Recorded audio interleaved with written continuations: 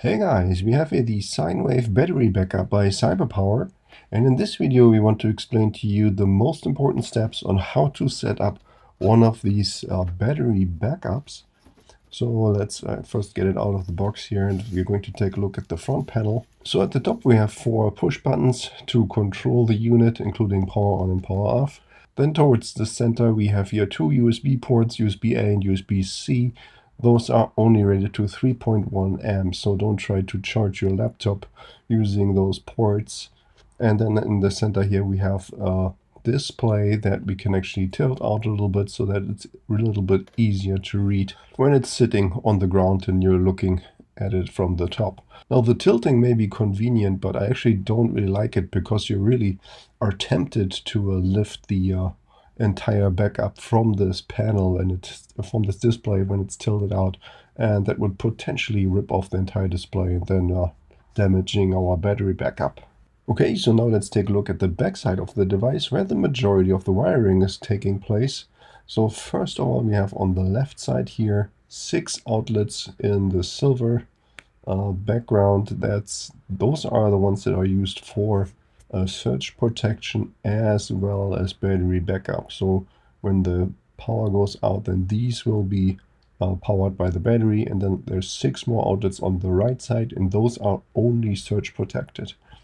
Okay, so then we have here the circuit breaker. In case there's a fault, then this will pop out and you can push it back in to reset the circuit.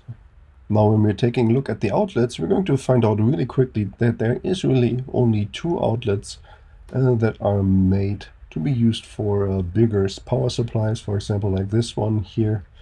If you use all of the other outlets, you will instantaneously block at least one additional outlet. So that's kind of inconvenient because all the outlets are 5 outlets on each side are really close to each other. So the only way is really to plug in the smaller plugs.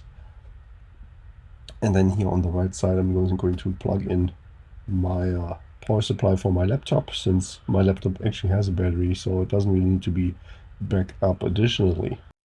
Now here's one scenario that CyberPower explicitly points out not to do, and that is using a power strip behind the battery backup. So this is something they don't want us to do, to basically use a power strip to connect to the battery backup and then have multiple other devices connected to that power strip.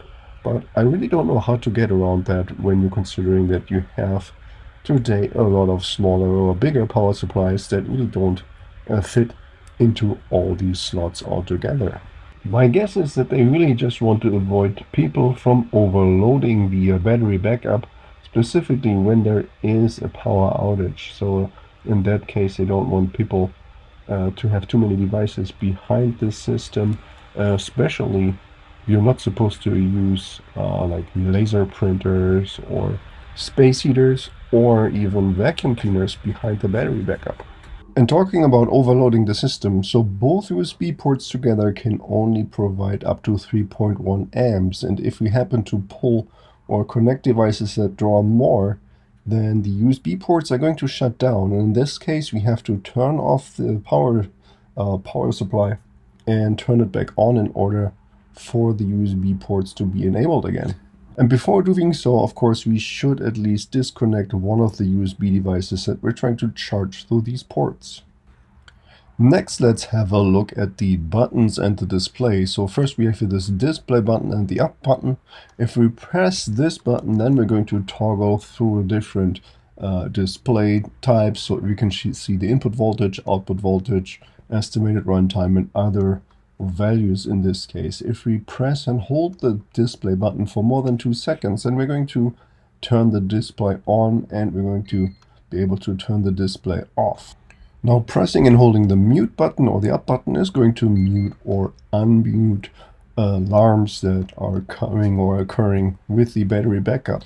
And short pressing the up or the mute button is going to toggle through all the different other settings in a reviewing mode. So that means at this point we won't be able to make any changes to the settings.